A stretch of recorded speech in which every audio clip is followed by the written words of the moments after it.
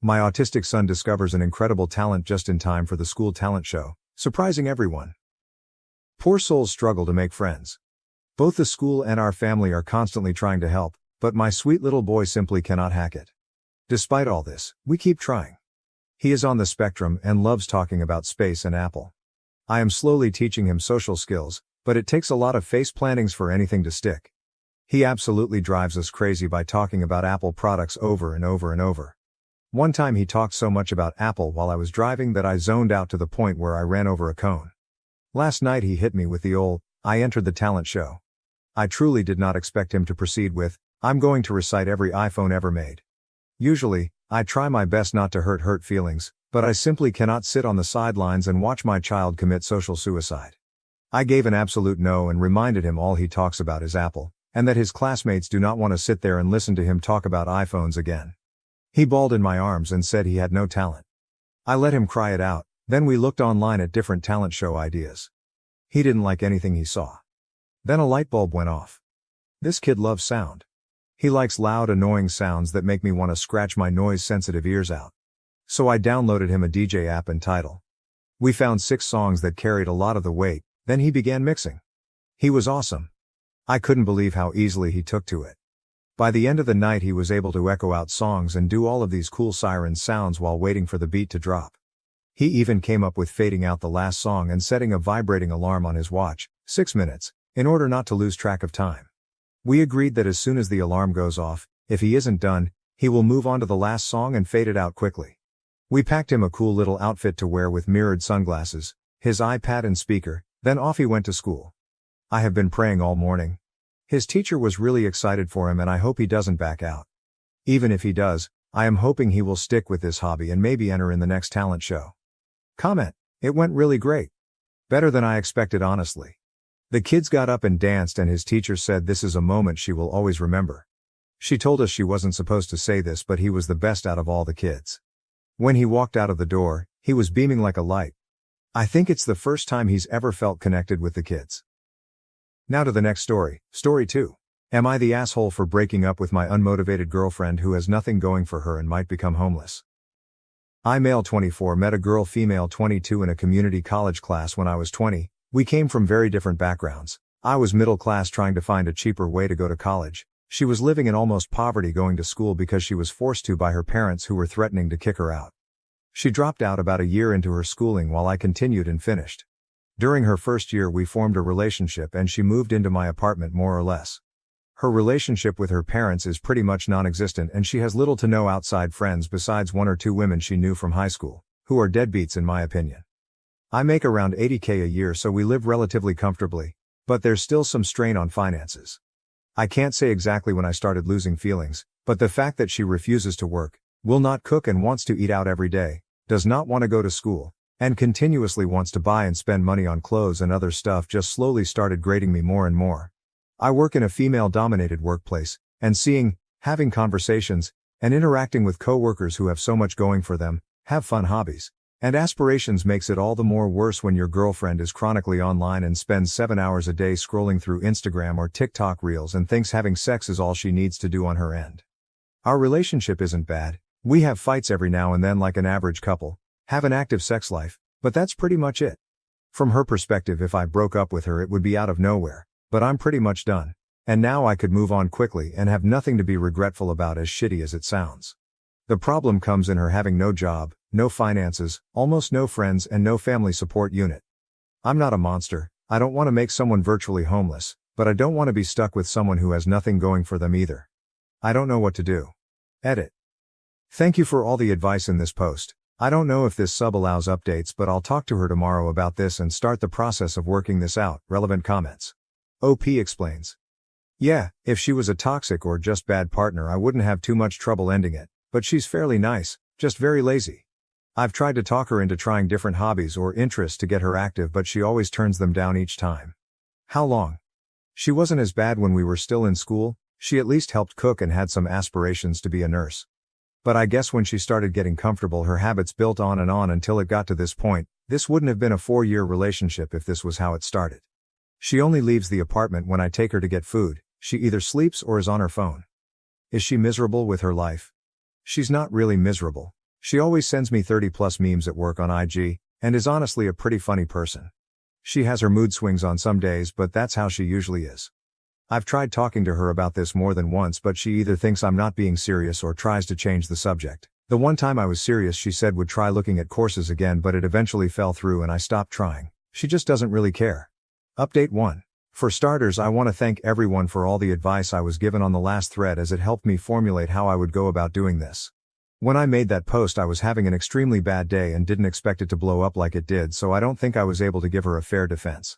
Also, I got dozens of messages, ranging from asking me to hand out her contact info so they could take her in as a live-in-sex girlfriend, to helpful advice telling me to start hiding anything valuable. When I had said that she had come from poverty, her father is a laborer while her mother also lives a similar lifestyle to how she lives now. Their home is maybe 1,100 square feet and in a terrible place in town, and given her father's past ultimatum, I don't think he will take her back, as she hasn't been back home in years. Yes, I have talked to her about this, since January, maybe 3 times.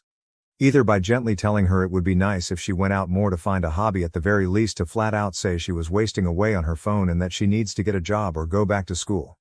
Each time she either changes the subject, makes it a joke, or follows through for a couple of days before going back to her usual self. She is a kind partner, who asks me about my day, always tries to make me laugh or lighten the mood when I get annoyed, and generally shows a lot of affection.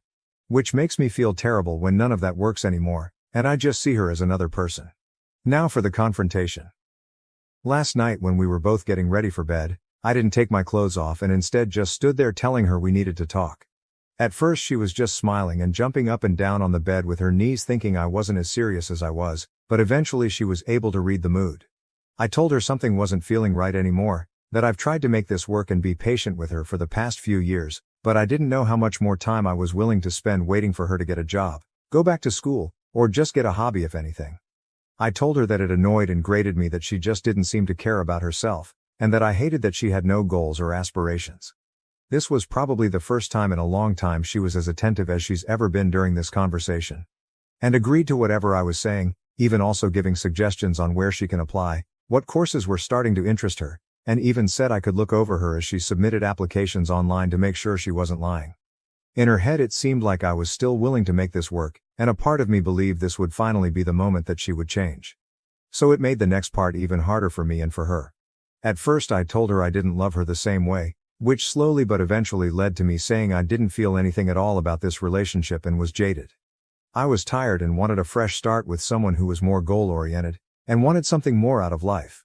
When she realized what I was getting at, she started to cry and asked why I didn't mention this sooner, and I said I've always asked her to cook, to go out with me to try something out, or to just go back to school, even when I offered to pay for her classes. Anything. She said she understands that part, but was upset why I didn't say it was leading to me losing interest in her, because from her perspective it seemed as if I still loved her all the same. She started apologizing, saying she wasn't in the right mental state and saying nothing was motivating her. And she genuinely had no interest in any hobbies, the only thing she liked was spending time with me, which is all she looked forward to on the day when I came home. None of this was really affecting my emotions besides making me feel uncomfortable. So I tried to continue by saying, I think her lifestyle would be better with another person, but she immediately cut me off and became more panicked. She started to apologize again for what she's done and said she would be a better girlfriend, that she would go with me tomorrow to wherever I wanted to go and would look for courses in August that she could start doing. But she did not want to lose me since she had nothing else in life and absolutely hated that I stopped loving her. There were so many tears and snot that I said we would have this conversation again when she calmed down, and we eventually did in an hour or so. She pleaded to give her 2 months to make a change and give her another chance, and promised that she would change. Again she listed off all the places she would apply to and said she would be a better partner. I never wanted to make her homeless, so this seemed like a good settlement, even though I still had my doubts. I then reaffirmed that I wanted to see other people, but she seemed much more adamant on this issue than the aspirations issue that she would be able to fix this. She said just give her a month to try and make the relationship work, and asked me again and again on what she could do to make her love her again, and that she didn't want me to hate her. She said that this was the worst part of it all. In the only person that she had just done. It seemed as if she was about to break down again, so I said okay, we'll see how this relationship is in a month. In my mind, if I'm allowing her 2 months to get back on her feet, then by a month she would already be ready to move on. I also didn't want her to suffer a complete mental breakdown while I was still living with her, so giving her a month to let her fix the relationship would give her enough time to accept things. I slept on the couch last night and will probably continue doing so for a while. She came out at about 3 a.m. wanting to talk some more, but I said I was exhausted and we would do it tomorrow. She then slept on the floor beside me for the rest of the night, apologizing again. When I told her to stop, she silently said okay and sobbed for a bit under her blanket. But that's everything that's happened so far. This was one of the hardest things I've ever had to do, but I regret nothing and feel much better letting everything out. I don't know how this situation will be in 2 months, but I was firm that it was the deadline. This post will probably get buried, so I probably won't do another update since I don't think anyone will care about this in a week or a month, but I will definitely private message those of you who have been helping me through this on how it turns out, or those who just want to be updated. But yeah, thanks. Edit. For all of you who keep asking what my workplace is, I'm a RN. Update 2. I feel like this will be an easier place to post since it's my page and I don't have to worry about over spamming with small or inconsequential updates anywhere else, as it's only for those wanting to read. I want everyone who has privately messaged me to know I read them all, especially those of you who have gone through similar circumstances as me and have shared your stories. I've been doing some self-reflection and think I know how I want to go about this that will help with my lack of communication skills. I know I'm not a perfect person, but I still stand by my decisions I made that night 100% through and through. I might post an update sooner in a week or so, as the day after our fight I'm filled with a bit more hope than usual. Don't know how long it will last, but better make use of it. But again, I just wanted to post this for everyone sharing your stories with me privately, as I can't message you all, as it's been helping me make decisions on what to do about this all immensely. Hello, I have a partner who wants to start taking an interest in baking. She's a bit self-conscious and doesn't like asking or looking for outside help, and I'm kind of clueless in the subject, but I want to be able to find a resource to give some help for her. Are there any YouTube playlists or something similar you would all recommend to get started for someone who has little experience cooking as well? Update 3. This is a long post, and no, I'm not going to give a TLDR. Hey all, it's been about a week since my last post and I thought I'd give an update. A lot has happened, including the explosion of my first update thread. I have over 50 plus DMs asking me for an update, so instead of copy and pasting replies, I'll do another one. I find it easier to write than to speak in many situations, so this has been a great way to help my decisions and clear my head. Writing everything down has helped tremendously, and I will continue to do so until this is all over and I will nuke everything afterwards. After the night confrontation, we didn't really speak all too much at home, with it being dry and awkward for a day or two, but I have been told I'm a workaholic by nature, so it was easy for me to stay at the hospital as a distraction, but in that time she did start to cook again. We weren't in the mood to go out to eat together. Eventually though, I sat down with her after she asked for a more thorough conversation on why I felt our relationship was failing. She promised not to cry or get upset, but wanted me to be 100% upfront so she had a better way of understanding, stating she wanted to try everything to fix this. I was really apprehensive about this, and I can't really explain why, but given being together for 4 years, I wanted to at least make an effort myself out of respect, even though a large part of me was angry for even doing so, as I feel I've never had the same from her. There have been many different camps in my last update, the main ones being kick her out immediately and leave her before it gets worse, try to find a way to fix our relationship or end the relationship altogether, but continue living with someone who would probably become absolutely neurotic. If I was going to let her stay for 2 months, I would absolutely not be dealing with that. I took consideration in all these main advice discussions and read through almost every reply.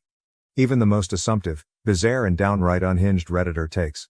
More importantly, I took heavy influence from those who have shared with me their past stories, which either led to them being stuck in loveless relationships for years or eventually being able to overcome their problems and have an even stronger connection. Thank you again for your private messages. I read through a lot of your lives. Now for our conversation. She said she saw something on TikTok where couples put a phone on a table with a timer and wanted to do something similar, for each person to air what made them upset. I said that was dumb. If we were going to talk about our problems, it would be better if there was no time limit. She eventually agreed and said I could go first, asking me first when was the time that I completely lost my love for her. As I said before, it was never one action, but a grating feeling that got worse and worse until it got to this point, and I told her that, so she then asked when was the time I felt the most angry. I said it would take some time to think for me, and she said that was fine. After a few minutes something came to mind. I couldn't formulate the right words at first, but it eventually just started to come out. I told her the worst time was when I was first starting at my hospital. To keep it short, the tempo was brutal. It was constant work with little to no downtime as I was constantly learning new things that school would have never taught me. While being expected to be able to handle it as a professional, it was without a doubt the most stressed I've ever been, and I feel like other RNs can relate here. That year hardened the way I think now. That hard work does pay off, if you have the drive and the passion. I told her I think that was when I started losing feelings the fastest, seeing her at home doing absolutely nothing. Coming home to no food made, to her not working a job, to her not learning anything, completely stuck to the internet with nothing to show for it. I said it made me even more upset when I had given suggestions for jobs with pretty easy schedules, or to find a new interest in school that would pan out better than last time, only to be rejected at every attempt. I told her flat out that it disgusted me. She asked me why I didn't make this a bigger issue at the time, that I should have communicated this to her, but I said there's some things that shouldn't have to be said. I shouldn't have to remind her to wash her ass, eat, do something other than mindlessly scrolling on her phone for hours at a day, every day. I also told her that after coming home from the hospital during more stressful days, the last thing I wanted was to spend my time begging my girlfriend to do something productive, so I held my tongue and settled as she was still nice and caring. I had no other reasons to end it, and so the resentment grew worse from then on. It was around here that I became more mean to my regret now, but I will still input it as I have everything else. I told her that when she dropped nursing, I was upset since I felt that she was more than capable of doing what I had done. But after spending more time in the relationship, and spending more time getting to know her, I knew that with the type of person she was, there was no way she could have ever finished. Which is why I suggested easier and more laid-back jobs, less demanding majors for school. Shit, even if she just cooked or found an interesting hobby at that point, I would have appreciated it. Still, she chose to do nothing for years. It's just the type of person she was and why I felt done for her romantically over time. She asked me if I hated her, and I said I didn't know. I told her she was very loving and kind, but I hated how she handled her life to this point. That I felt no ill will towards her after airing everything out, but I also felt nothing else. I just felt done and ready to move on. Throughout this conversation we kept eye contact, and there were times it seemed like she would break, but like she said, she remained as calm as she could while I said what I had to say. I told her I was done and she could say her piece now, but she asked if we could continue the conversation later and locked herself in our room for the rest of the day. The next day we sat down again and finished the conversation. She told me that she thinks she's depressed, saying that she didn't feel sad before that night, just had no motivation to do anything. I had a couple of messages telling me to ask her to get tested for ADHD, but when I started bringing it up she was very adamant that is not something she felt comfortable with. I knew she didn't like needles or going to the hospital in general, but her flat-out refusing to get tested for disorders when I told her it was not at all like a regular hospital visit surprised me. She asked me if she was able to change her behavior. Would I give her another chance? I said I didn't know, as I felt nothing right now and didn't know if her doing it would bring any feeling back. Especially since it took my breaking point to do so. She asked if there was any compromise, and I told her again, if in a month I felt like there was enough reason to stay together I would, but that there was no guarantee that my feelings would return. But I would match any effort she also put out. She was frustrated by my answer, but I said that's how it would be. She gave me a piece of paper to look at that she was working on last night that had a list of hobbies and interests she wanted to look into, the two major ones being photography and cooking again. She told me that she was looking into these while also showing me her phone, giving proof that she was putting in applications on Indeed and Glassdoor for some entry-level positions that she might get hired in. I told her if she was able to show enough passion or interest in these hobbies that she showed, I would not care about her working, just anything to improve herself. But if she didn't do anything at all, then it would be best to look for a new job to help her if she moves out.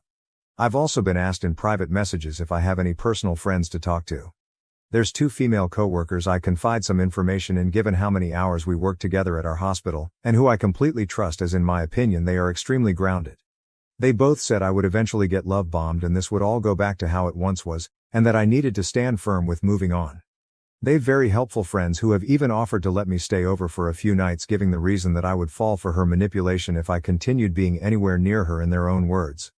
But it didn't feel right since I'm still technically in a relationship, but I said I would consider it if the situation worsened. But again, I find them grounded, so I always try to take their advice to heart.